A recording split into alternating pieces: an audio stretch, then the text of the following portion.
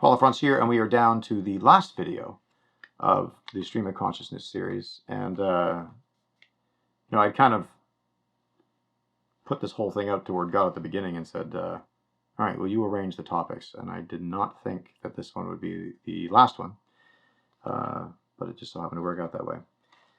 So if you're curious as to what this whole thing is about, you have to go back 30 videos to the first one to understand. This is now 3 hours and 3 hours and 20 minutes, straight shot. This will be the final video of this series, Losing a Child. I am the proud father of 4 daughters, but I'm actually the proud father of 5. Our first daughter died at birth. There was no explanation for why she died. And it was one of those crossroads. It wasn't even a crossroads from a spiritual perspective in my relationship with God. It was kind of a defining understanding that kind of set out the rest of our lives for both Jana and myself. So her name was Charis, or Charis, which is Greek for grace. And she was numero uno. So it's very clearly established that I only know how to make girls. And full term, no complications, no sign. And as soon as she was freed from the body, she was just gone. And one of the reasons why I would tell this story is I spent a lot of this series talking about my daughters.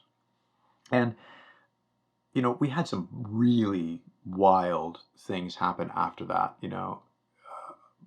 We had people walking up to us. We were doing a lot of traveling at the time and doing music. And people would be walking up to us who didn't know us from Adam, just walking up and being like, I feel like the God has a word for you, and that it's something about you lost something and you're going to replace it 4 times over. At the time we're like, oh, thank you very much. Imagine remembering that after Glory was born, after the 4th daughter in a row after Chris. I also remember right before I was about to go out on stage at a youth event, someone walking up and handing me this key, and hanging off the edge of this key was a set of baby booties, and they're like, I don't know what this means, but I need to hand this to you. And I'm like, of course, a wreck.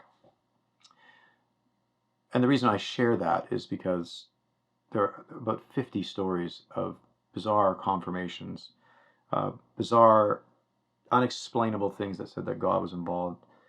And I had a temper leading up to that time in my life, and that was the first time I didn't spend a single day angry. I just had this internal knowing that things were not what they seemed. Would I wish that season upon my worst enemy? No, I would not. But I was never angry, and this was bizarre, even though, I watched a lot of people around me be really furious. But here's the reason why I share this story. Jan and I were, while in the hospital, we both had this vision at the same time. I was down in the cafeteria, she was still in the hospital room, of this little curly-haired blonde girl around 5 years old with Jana's ski jump nose, which Charis had, and basically just walking into the room, like this vision we both had at the same time in different places, that she was basically like, everything's okay, Daddy, I'm okay.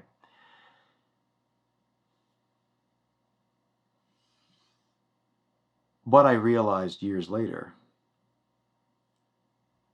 was that as an undiagnosed at the time ADHD person, which we all know, what I feel about the name, as a hunter personality, as a campaigner, as a passionate person who had not learned to be soft yet, had not learned so much. If I had had 5 daughters, I knew without a shadow of a doubt that I would have loved them, but I would have missed them all. I would have missed all 5. I would not have understood what I understood after that. I know my brain, I know my personality, I know with the best intentions, that it would have been like, is everyone good? Okay, everyone good? All right, good. I'm off to change the world. But because of my daughter taking an early trip home, I know that I have been a better father to those 4 girls, to my promise, my hope, my Rhea, my glory. They hear every day how beautiful they are, how smart they are, how powerful they are, how they have the power within them to change the world just through the single mustard seed of faith each one of them carries, how powerfully they already impact people's lives, the attention and the focus. And don't get me wrong, I screw up like every other father. But I know it wouldn't have been about intentions. It would have been about being wrong. I just know that without grace, without Chris, I would have been a very different father. So maybe things aren't what they seem after all.